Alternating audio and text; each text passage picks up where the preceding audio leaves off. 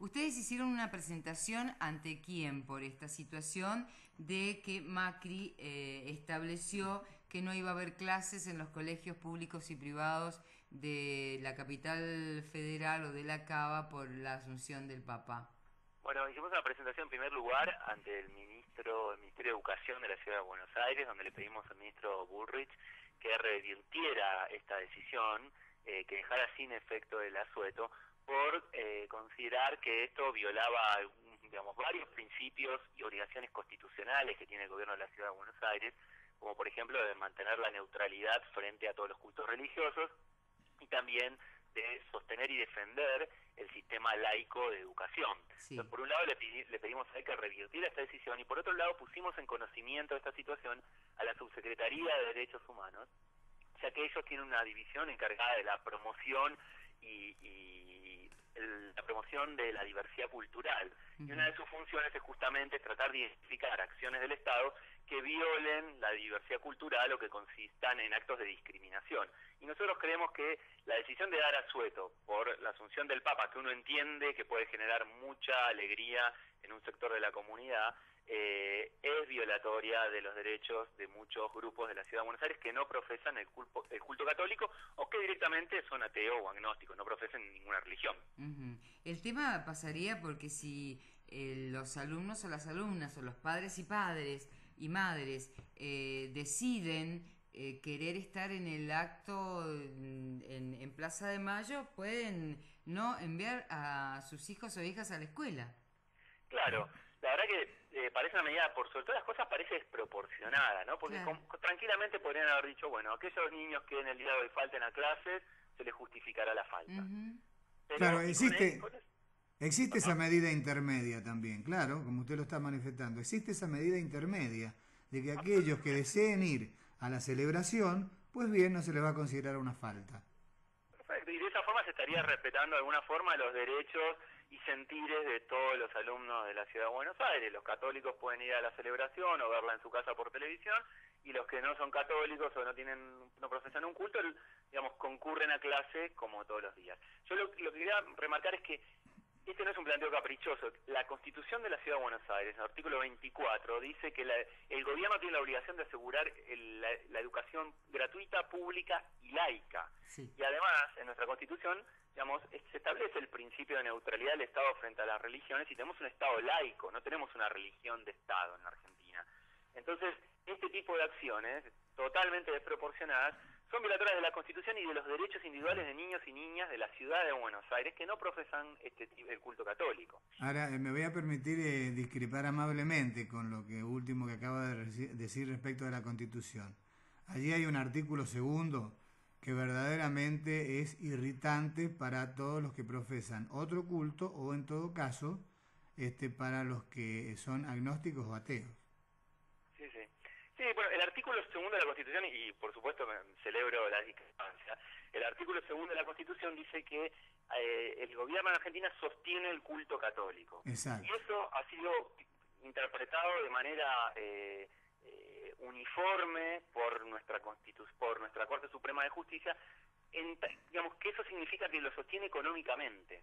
El Estado argentino financia a la Iglesia Católica, le hace un aporte anualmente en dinero, y además paga el sueldo de algunos miembros de la jerarquía de la Iglesia, de los obispos, por ejemplo.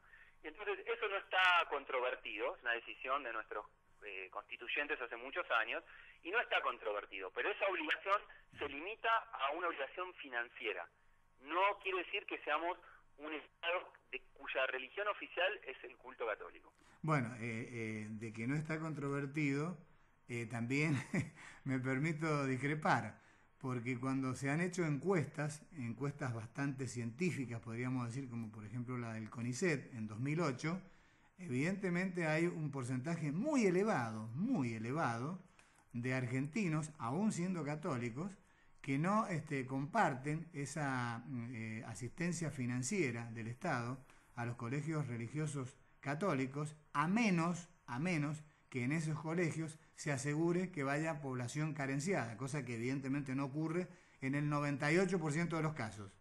Sí, sí. No, en realidad discrepamos, estamos de acuerdo.